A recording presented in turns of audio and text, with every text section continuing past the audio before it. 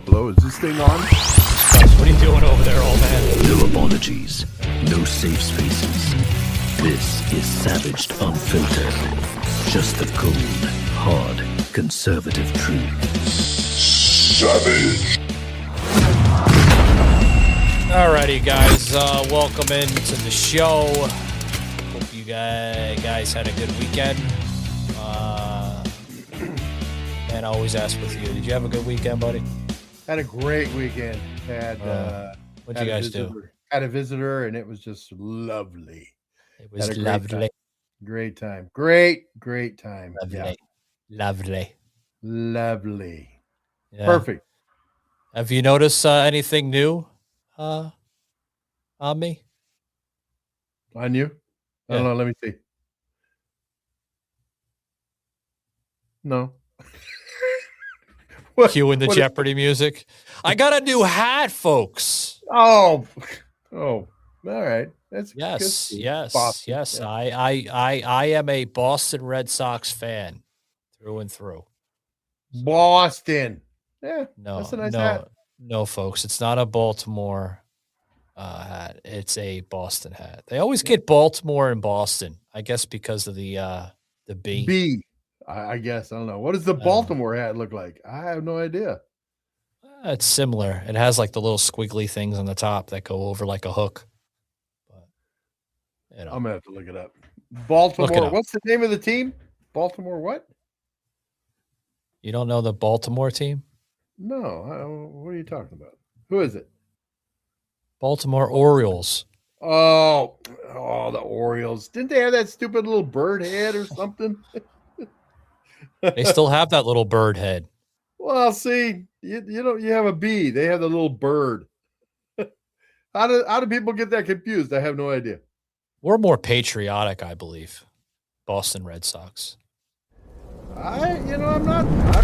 I don't dislike the Boston. British are coming, old man. The British are coming. I don't dislike the Boston Red Sox. I don't like them. I mean, I don't dislike them. They're not.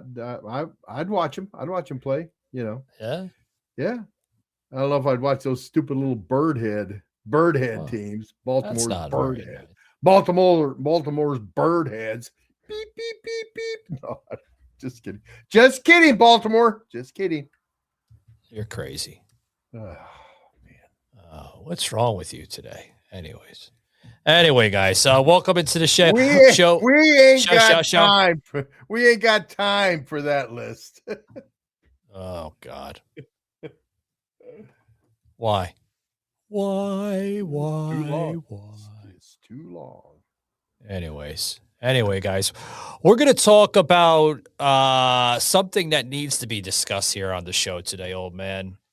The good and the bad of homeless coalitions in America. Homeless coalitions. Okay. That's what they want to call it. Coalition. It's a coalition for the homeless. Yeah, I always put a fancy name on something that just ain't working. When I hear something like that, I think fraud. It's it's a front for money laundering and all that crap. Yeah, it's just another one of the thing that's going into politicians' pockets. Yeah. Well, that's what I think. Anyway, I think the same thing. Well, I mean, there was a particular podcast that basically landed in my algorithm. Or algorithms, right? On Spotify this past weekend. Okay? Yeah. And excuse me, I'm cleaning my phone. Well, you're cleaning your phone? Cleaning the surface off my phone. Yeah. He's multitasking, folks. But no, when I go on Spotify, folks, I don't know if this happens for you, old man, or anybody that's tuning in today. Every time when I open up the Spotify app, there seems to be, different recommendation of shows. We recommend you to watch this, or, different shows will pop up in their recommendation of the algorithm. Right. And I don't know if that's different for other platforms besides Spotify, but I mean, I haven't seen it on other platforms besides. Is Podbean like that at all, or does it change? You know how when you open up the app, yeah, not all the same shows appear as they appeared the last time you open up the app, if that makes sense. Yeah, I tell you the truth, Michael. I don't pay any attention to that. I'm going into too much tech shit with him. I don't pay any attention to what other people are doing. They recommend podcasts to me, and it just goes over my head. Yeah. You know. Well, this certain podcast came up, okay? Yeah. Called Straight Talk, No BS with Matthews Hope, presented by Imagine Marketing. Okay. And listen, I'm not going to bash the entire community of homeless coalitions across America. I think some of them do, tremendous jobs, trying to assist the local homeless there in their communities and people that are struggling. By all means, they should help as much as they possibly can. Okay. But this particular coalition that actually has a podcast connected to their organization seemed to have an issue with the World Cup, for the last month and a half, that the World Cup seemed to be very flaky with their marketing. And, I don't know if it was like that where you are, old man, but, in Atlanta, there was spokespersons for Mercedes-Benz Stadium, according to the organization of the World Cup, that would do these interviews and conduct these interviews saying that they want to help out the homeless more. And some of our proceeds will help out, centers and different organizations in the city, to help them out a little bit. Now, this gentleman, by the name of Scott, he is a pastor. And we're going to get into a little bit of his background as we discuss here on the show. Basically put this out, old man, that out of all the different cities that the World Cup basically participated in here in America, and this is his opinion, folks, because obviously it's opinion, it's not a fact. Sure. He had said that none of the cities had done anything to contribute with the local homelessness in the city. All they did was they hid them away from the streets to basically dressy up their cities where tourists would come in. Yeah, they do that all the time. It has nothing to do with the World Cup. I mean, that has nothing to do with the World Cup whatsoever. Any kind of big event that comes into a town. I mean, Seattle just did that not too long ago when somebody was coming into Seattle. So they cleaned it up and hustled everybody out of the area, Yeah. And then they had to be, and then now it's back to the way it was. Yeah. That has nothing to do with the World Cup. Yeah. I know that. You know that. But apparently this pastor, Pastor Scott of Matthews Hope, this is actually in Central Florida, folks. I looked it up. They're actually out of Winter Garden. Yeah. There's a difference. Winter Garden, Florida, which is a suburb of Orlando, Florida. And apparently to this pastor, that is not the case. That is not the case because before they made their way, the teams and the tourists and the visitors made their way into these cities. Sure. They, on this particular episode, which we'll plug a little bit, with the duration, because I want to get the old man and obviously I want to get the listeners' aspect of this and see where you come to understand this ideology, this rhetoric coming from this pastor, which also doesn't identify as a Christian. He said he stepped away from Christianity a while back. But he does respect Christianity. How the hell does that work? I don't know. He's not a Christian, old man. He doesn't classify himself as a Christian anymore, which he did say on the show. I don't understand these people. You said something here before we came on the air. I'm going to get a little heated, folks. I'm going to get a little savaged here, okay? Which I haven't done in a long, long time, and I think the listeners, I owe the listeners that benefit of the doubt. You're listening to the Savaged Unfiltered Show. You're a pastor. Be right back. Don't touch that button! Are in this business or industry to help homelessness. Right?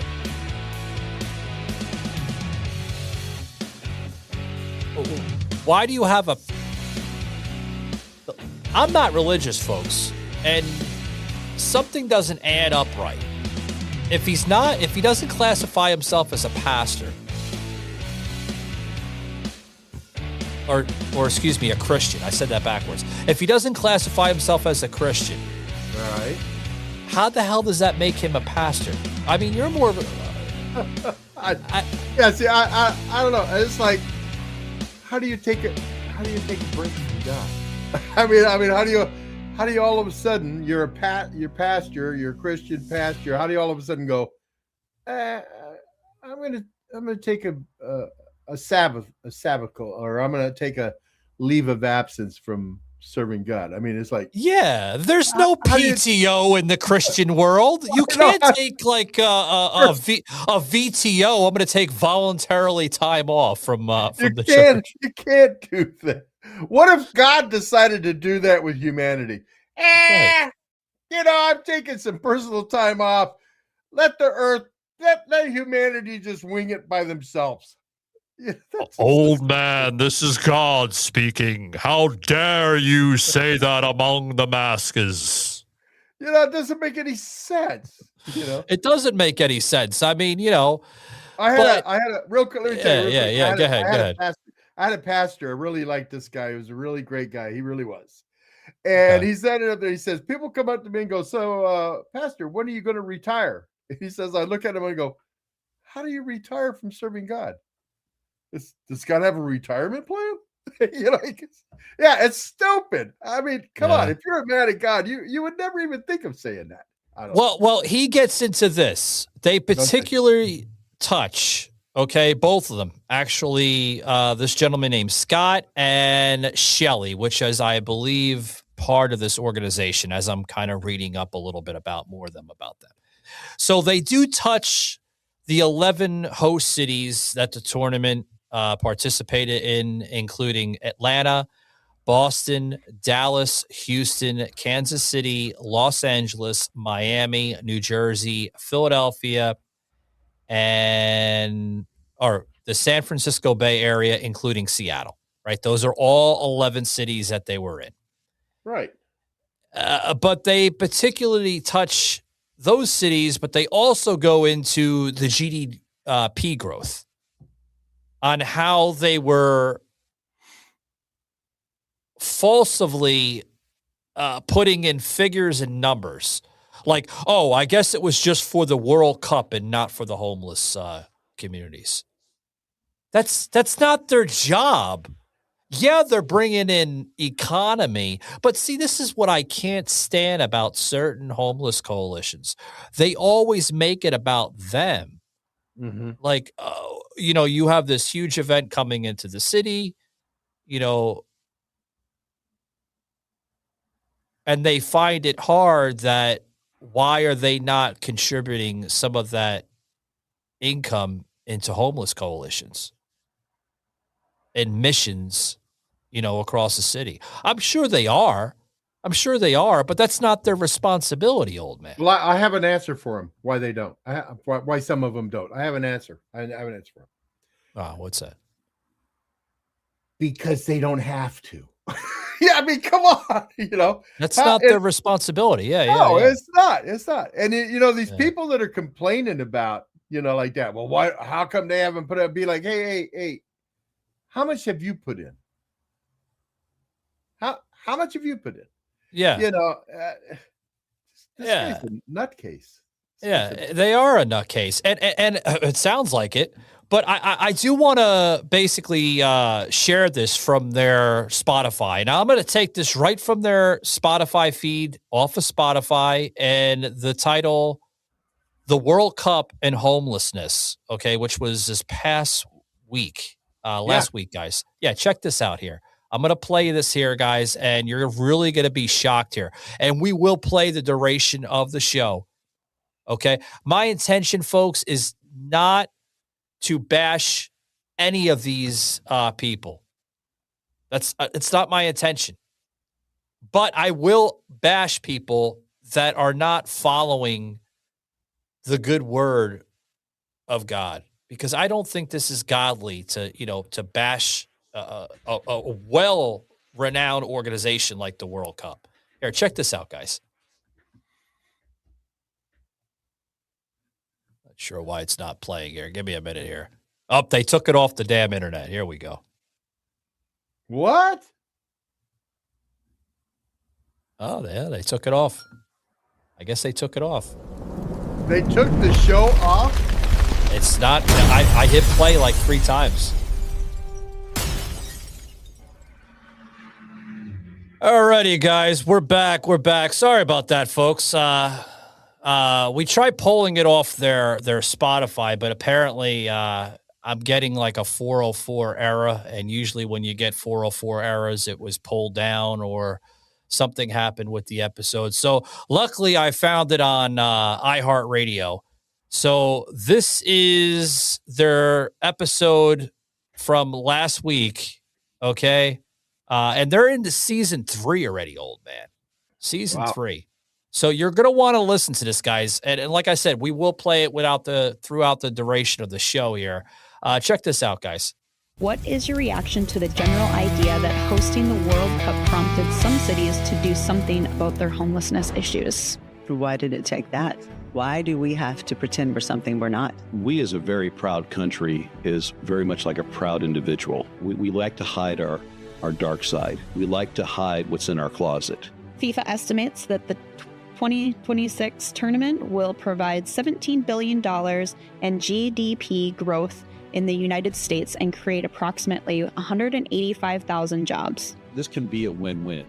Every city could win if they were able to invest into the nonprofit world in addressing homelessness. They would, because you see what they're doing over there, old man, right? Unsightly things that people talk about. Well, the first thing is they're basing this on a predicted. These are projections. Yeah, these are projections. You can't make claims on projections. Yeah, because projections are a big guess. It's just a guess. We're guessing that this is what the World Cup is going to produce. No, you can't do that.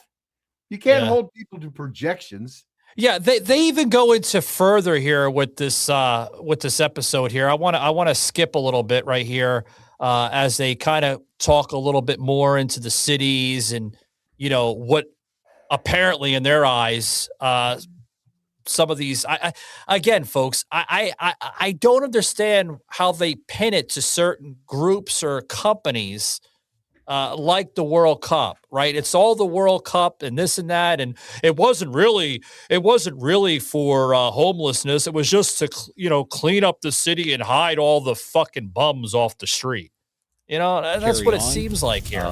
Check out more of this, guys. Here shortly, these folks are going to all be going home. Now what? You're right. So speaking of money, let's go into my next question.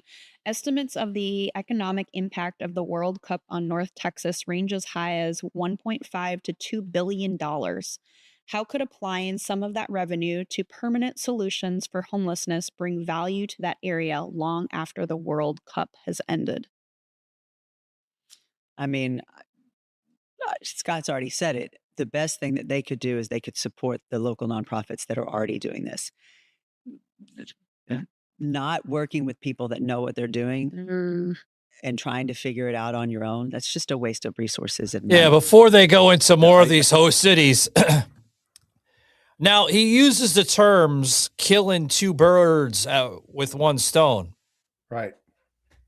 And he's bringing in the growth that the World Cup has brought to the United States. And quite frankly, folks, it brought a lot of money. It boosted the economy. Sure. It did. It did boost the economy. But they're talking about why can't some of these cities that took in this amount of money from the World Cup give it to some of the organizations? See, that's the problem I have with that. He don't know what cities brought in. It's just the World Cup just finished not a couple of weeks ago. You know, he acts like because the soccer team showed up, bam, all of a sudden now they got these, these millions and millions, tens of millions of dollars right now are sitting in the city hall. No, that money doesn't come in all at once. It comes in in steps and waves. I mean, he's making it sound like all of a sudden the city has just got an influx of tens of millions of dollars. Yeah. No. Yeah. No. And I when that episode was up on Spotify, okay, I left him a comment on Spotify and basically challenged him, okay, and his team there on the show, saying, there's such a gray line when it comes to homelessness. There really is. And every single time, 90% of the time, you always want to defend homeless people. I mean, you want to say, well, we need more of this. We need more of that. Listen, folks, I'm not bashing homelessness in America. I'm not. Again, I think some of these organizations do a tremendous job. Okay. I can't emphasize that more than enough. But the gray line that they never touch is when they're providing programs to these homeless people, right? Job programs, job training, maybe a roof over their head through transitional housing. That sounds great, but where is the gray line in that, old man? Where is the accountability? There's really never accountability. And before I get your response, because I've looked up most of these programs, and they have a very, very low accountability rate and success rate when it comes to people graduating these programs. Some of their individuals that suffer from mental health issues, alcoholic abuse, narcotic abuse, medication abuse, their success rate is very, very low. But they never want to touch that. They always want to pick and choose. Now, this is the same guy, okay? The same guy that basically was challenged by his sheriff of Brevard County, Florida, okay? Yeah. For dropping an elderly woman off to his organization of Matthew's Hope, okay? And this guy, this supposed pastor, basically had a freaking warfare with the sheriff of down in Florida. Basically asking him, why would you drop an elderly woman off outside of business hours? Because it's a homeless shelter, you simple-minded asshole. Because the homeless people have working hours? I mean, it's like, I see, that's dumb. I mean, they want to preach, right? They want to spread the message that they're doing so much for the community. But when you actually have sheriffs or deputies helping those in need to get them off the streets, bring them over to an organization like Matthew's Hope, okay, that could help them out, probably steer them in the right direction. they want to get upset saying, "Oh, it's outside of our hours." Hey, you could only do that between 9 and 5. Right. If it's after 5 o'clock, you're shit out of luck, man. Go back out in the street. Go back down in the gutter and wait until business hours, 9 to 5. That's right. This is Brevard County, folks, so I know the area pretty well. I'm going to put perspective in his eyes. That's right. I'm sitting on Merritt Island right now in my nice Italian leather couch with a Frappuccino. I can't be bothered to go down there right now because it's past 5 o'clock. Yeah, I'm sorry. Business hours are 9 to 5. But, makes sense. But the only way he was able to see this old man is obviously the cameras around the building. You know what I mean? Yeah. And if you looked at these cameras, folks, and the place that it's at, it's pretty well constructed. I mean, nice decorations. You know what I mean? I'm telling you. But yeah, guys, don't go anywhere because I do have a clip with that I'm going to plug right after this break, where the sheriff of Brevard County literally he responded to this pastor. Don't go anywhere, guys. What's really happening inside homeless coalitions? Be right back with more on the Savaged Unfiltered Show. Tonight, the Brevard County Sheriff is standing by 2 of his deputies blasted by the founder of Matthew's Hope in Cocoa. Video shows them dropping off the same woman twice in one night at the homeless ministry, even though it was closed and no one was there. Scott Ballou expressed his disappointment on Facebook, posting these photos of the woman who needed medical care. Ballou says what happened reflects a broken system. But Sheriff Wayne Ivey defends his deputies, insisting they did everything right. News 6's Mike Valenti spoke with both of them. You stand by what the deputies did? Absolutely.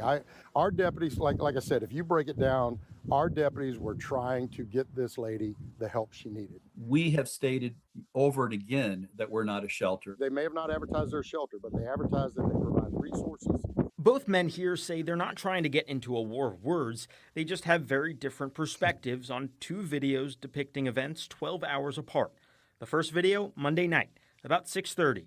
2.5 hours after Matthew's Hope closed. But it's uncomfortable for me to see an elderly woman that clearly is frail and has issues being dropped off on the concrete. Scott Ballou says you see the deputy place a bag of the woman's things on the ground.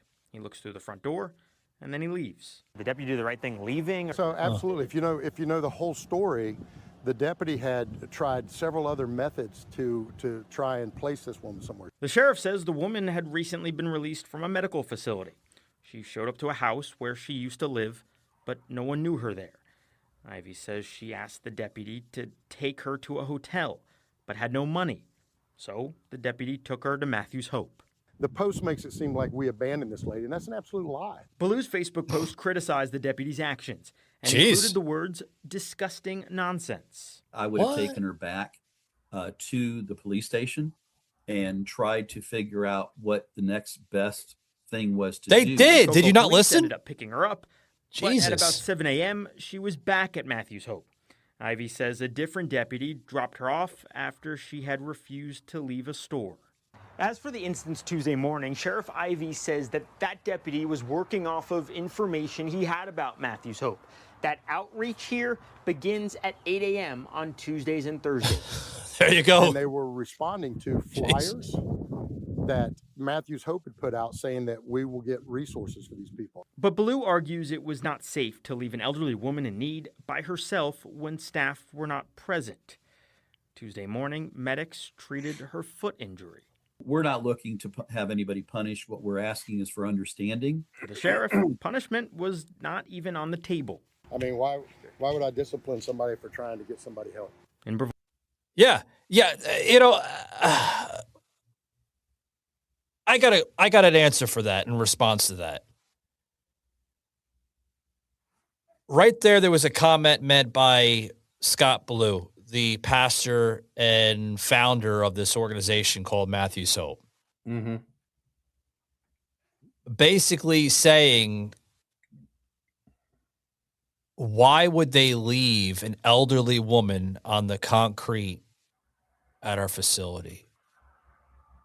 They should have brought her back to the police station.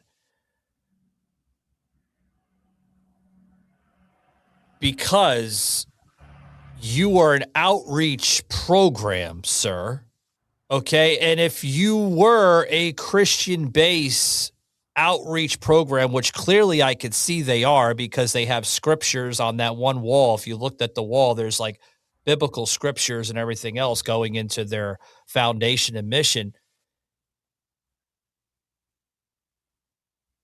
The rightful mission would not think of business hours, old man. They would get their ass down there and try to help this woman. Because I think she would be best in their care than going to a police station and sitting there trying to figure out what's the best nature for her. What are they going to do? Put her in the holding tank with the drunks? I mean, he says we're not a motel, we're not a hotel. Well, so either is the police station. That's for criminals, people that break the law. What are they ain't got the places to put somebody like that, an elderly lady. I mean, it's he needs to organize that. He needs to do better organization, and he needs to have somebody there that can help people. If he's going to say we're here to help people, well, then you can't be there between 9 and 5. You got to have someone there. You got to have something that they can buzz as somebody comes out and okay, well, we'll take it from here and deal with it. I mean, come on. Yeah. This is not the first organization that I've investigated personally on my note. Okay, you just brought up a good point. They should have a buzzer. They should have an emergency phone number posted on their wall saying after hours in case of emergency, please such and such and such. Exactly. I looked at this organization. This organization has about $15 million of an annual budget, old man. $15 million, and they're complaining like this? Come on. $15 million, Scott? I'm talking to you, Scott Blue, the guy that basically runs this thing. If you have an annual budget of $15 million, there is no reason for you to say why, how, maybe. Take that money, put the damn woman in maybe a hotel or somewhere where somebody can help her, okay, for a few days until you can come across family members or the next best approach for this woman. It seems it seems to be a lot of excuses coming out of this guy, Scott, old man, than the sheriff. The sheriff was doing his job. He had 2 deputies trying to do their job. I mean, that's why these places are set up in the communities to begin with, right? To help people. Yeah. They're a nonprofit. They're there to help people. I mean, it's like, I was trying to think of the word. I can't think of the word I want to use, but I mean, it's like in Portland, they have this union mission for the homeless. Okay. It's there, union mission supplies it supplies meals and places to stay, get out of the bad weather and all this. It's like they don't work 9 to 5. I mean, it's a 24/7 thing. And isn't that what a church is? Isn't a church a 24/7 thing? Well, no, you can only seek help between the hours of 9 and 5. No, I mean, if you're putting out pamphlets and that kind of stuff saying, we're here to help the homeless and all that, well, then you better be ready to help the homeless, because the homeless don't work on a clock. Yeah. They're only homeless between 9 and 5. Well, we're only homeless between 9 and 5.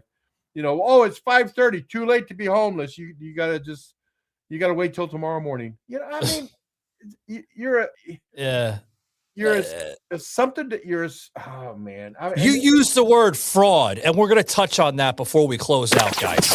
We are, because the old man here basically said they're fraud. And I think they are fraud. I think they're full of shit. Straight talk, no BS. No, the BS is coming from you, Mr. Blue, because you should have been there with your staff helping this woman. Okay, and then you put your fake, acting Hollywood tears, crocodile pastor tears, saying, "How dare these deputies drop an elderly woman off on the sidewalk?" Come on. Putting it on the sheriff department, you Nimrod. I mean, that's crazy. The sheriff did what they did. They got her off the street and they took her to a place that is supposedly there to help homeless people. Yeah. Oh, this guy did their job. Yeah, this guy is well known in the community for attacking,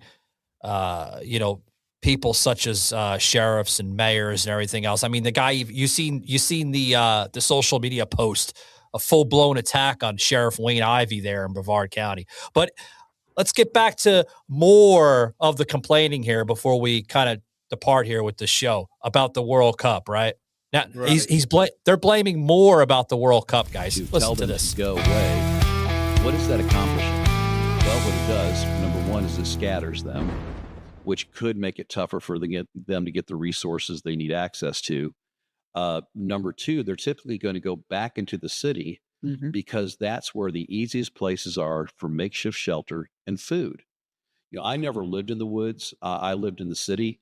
So, tucking behind a dumpster is not that hard. And I assure you, if you go into most cities and you walk them at night, you're going to find people living in those little hallways and crevices and behind dumpsters and what have you, because that's just easy. And the food is close by. You're going to, if you panhandle, which most people that know me know I don't like, and most people that panhandle are in fact not homeless, but the ones that are, they don't need to make a lot of money from that to be able to go down to the local bodega or what have you and get a sandwich.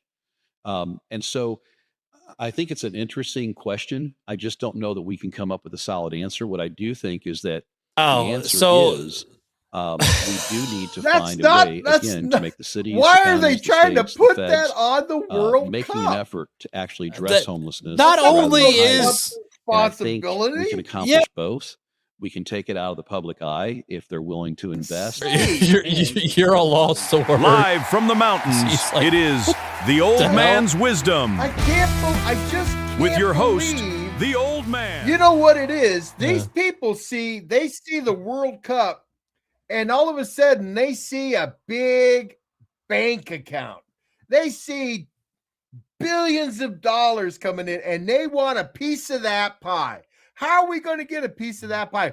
Let's blame it on the homeless. You're not doing anything for the homeless. Give us some of that money so we can do something about the homeless. No, you guys are a fraud. You just want a piece of that money pie, and you don't even know how much it is because everything's projections. Yeah. And they could get, and then so I'm blown away by these greedy people. These people are just greedy. They're greedy. Yeah. It's all this fraud that goes on within our country and the world. They were just jumping on the fraud machine, Well, let's see. They're nonprofit. They may be nonprofit, okay, but they make profit. Come on, those people in that organization, you don't think some of them get paid? Of course they get paid. Oh, look at the pastor. He's getting money. I mean, he's like, I'm just blown away. He's like these TV evangelists, He's like a TV evangelist almost, Well, that's what you were talking about last week about what the lavish life, You were talking about that with AOC, these Hollywood evangelists, right? We got to get Tennessee. We got to get Georgia. Yeah. Yeah.